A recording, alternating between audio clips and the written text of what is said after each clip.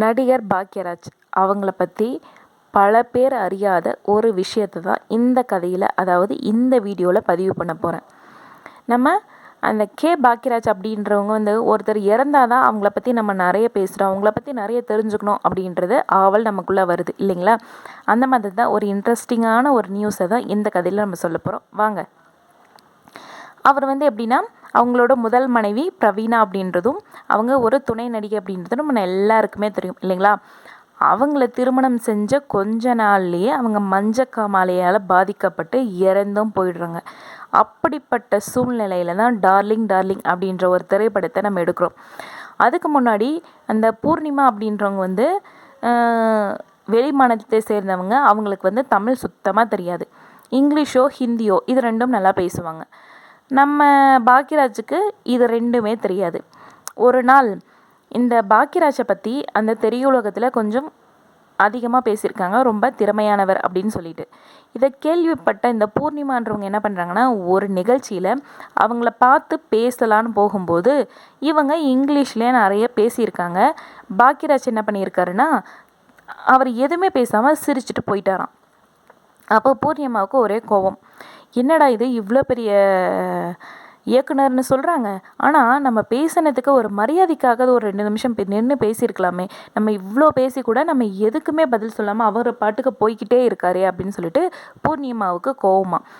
அப்போது ஒரு நாள் என்ன ஆகுதுன்னா, டார்லிங் டார்லிங் படத்தில் நடிக்கிறதுக்காக பூர்ணிமா கிட்ட கால் ஷீட் கேட்க போயிருக்காங்க. அப்போது அவங்க சொல்லியிருக்காங்க, அவர்கிட்ட நான் பேசும் பொழுது கொஞ்சம் கூட மரியாதை தெரியாமல் ரொம்ப ஒரு ஹெட்வைட்டாக நடந்துக்கிட்டாரு, அவர்கிட்ட போய் நான் எப்படி வேலை செய்ய முடியும் அப்படின்னு சொல்லிட்டு கேட்டாங்களாம். சரி, ஏதோ ஒரு மாதிரி கன்வின்ஸ் ஆகி அந்த படத்தில் நடிக்கிறதுக்காக ஒப்புதல் வாங்கிக்கிறாங்க. வந்த உடனே அவங்களுக்கு மனம் பொறுக்கலை. உடனே பாக்யராஜ் கிட்ட போய் பூர்ணிமா கேட்குறாங்களாம், ஏன் அன்றைக்கி நான் அவ்வளோ நேரம் பேசினேன், நீங்கள் ஒரு 10 நிமிஷமாவது என்கிட்ட நின்று பேசியிருக்கலாம், நீங்கள் ஏன் என்கிட்ட பேசலை அப்படின்னு சொல்லிட்டு கேட்ட உடனே அப்போதான் பாக்யராஜ் சொன்னாராம், நீங்கள் கேட்குற விஷயம் சரிதான், ஆனால் நீங்கள் பேசுனது என்ன அப்படின்றது எனக்கு தெரியாது. ஏன்னா எனக்கு இங்கிலீஷ் தெரியாது. நீங்கள் அவ்வளோ நேரம் பேசுனீங்கனாலும் அதில் ஒரு வார்த்தை கூட புரியாமல் தான் என்னால் பதில் சொல்ல முடியாமல் நான் கிளம்பி போயிட்டேன் அப்படின்னு சொல்லி சொன்னாராம். உடனே பூர்ணிமா சிரிச்சாங்களாம். ஓ, இவருக்கு லாங்குவேஜ் தெரியாமல் தான் இந்த மாதிரி நடந்துக்கிட்டாரா அப்படின்னு சொல்லிட்டு ஓரளவுக்கு அவங்க மேலே ஒரு நல்ல ஒப்பீனியன் வருது. கொஞ்ச நாளுக்கு அப்புறம் ஒரு நல்ல ஒரு தரமான ஒரு சிறந்த நண்பர்களாக 2 பேரும் இருக்காங்க. கொஞ்ச நாளுக்கு அப்புறம் என்ன ஆகுது, 2 பேருக்குமே பிடிச்சு போய் திருமணமும் செஞ்சுக்கிறாங்க. இந்த மாதிரி தான் அவங்க முதல்ல அவங்கள ஒரு எல்லாரும் சொல்லுவாங்க, காதல் அப்படின்றது மோதல் ஆரம்பித்து காதல முடியும் அப்படின்னு சொல்லிட்டு எல்லாருக்கும் உண்மைதாங்க.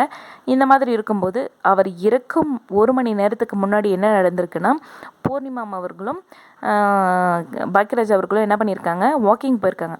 போகும்போது என்ன பேசியிருக்காங்கன்னா, குஷ்பு மேமோட திருமணம், அவங்க பொண்ணோட திருமணத்தை பற்றி பேசிக்கிட்டே இருக்கும்போது அவங்களுக்குள்ளே இருக்கிற, அதாவது நம்ம என்ன தான் மிகப்பெரிய டைரக்டர், மியூசிக் டைரக்டர் அப்படி இப்படி எவ்வளோ விதமான ஒரு உயர்தரத்தில் இருந்தாலும் தம் பிள்ளைகள்னு இருக்கும்போது அவங்களுக்கு ஒரு அப்பா அம்மான்றது எல்லாருக்குமே பொது இல்லைங்களா? அந்த மாதிரி குஷ்பு மகளோட திருமணத்தை பிரம்மாண்டமாக நடத்தினதை பார்த்து தன்னோட மகளோட திருமணத்தையும் இப்போ நடத்தணும்னு எவ்வளோ ஆசையோடு இருந்தேன். ஆனால் அவள் காதலித்து 3 முறை தோல்வியடைஞ்சு எப்படின்னா அவங்க தற்கொலை செய்யும் போகிற அளவுக்கு மாறியிருக்காங்க. அப்புறம் ஒரு காதல் கல்யாணமும் பண்ணாங்க. அதுலேயும் வாழ்க்கை சரியில்லாமல் தன் குழந்தையோட தன்னோட தந்தை வீட்டுக்கே அவங்க செட்டில் ஆயிட்டாங்க. தன்னோட மகனுக்கும் சரி பல வாய்ப்புகள் வருது, ஆனால் எந்த வாய்ப்பும் அவருக்கு சரியாக பெரிய இடத்த அமைச்சு கொடுக்கல. இந்த மாதிரி 2 பசங்களுக்கும் ஒரு நல்ல வாழ்க்கையை அமைச்சு கொடுக்க முடியலையே அப்படின்ற ஒரு வருத்தம் எப்பொழுதும் பாக்யராஜுக்கு இருந்துக்கிட்டே இருக்குது.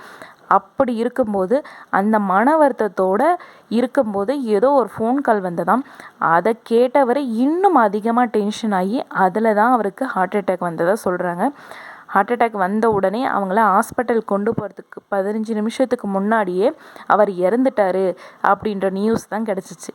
இந்த மாதிரி என்ன தான் நம்ம எவ்வளோ பெரிய உயரான தரத்தில் இருந்தாலும் ஒரு தாய் தந்தையர் அப்படின்ற போது தன் பிள்ளைகள் சந்தோஷமான ஒரு வாழ்க்கையை வாழணும் அப்படின்றத எல்லாரோட தாய் தந்தையிடம் ஒரு முக்கியமான, அதுவும் மிகப்பெரிய விஷயமா இருக்குது. தாய் தந்தைகள் அப்படின்றது வந்து எவ்வளோ பெரிய இடத்துல இருந்தாலும் எல்லாருக்கும் தன் பிள்ளைகள் அப்படின்றது ஒன்று தான். வீடியோவில் பார்க்கலாம். இவரை பற்றி இன்னும் இன்ட்ரெஸ்டிங்கான வேறு கதைகளோடு உங்களை சந்திக்கும் வரை உங்களிடமிருந்து விடைபெறுவது உங்கள் SL தகடூர் தமிழச்சி. நன்றி, வணக்கம்.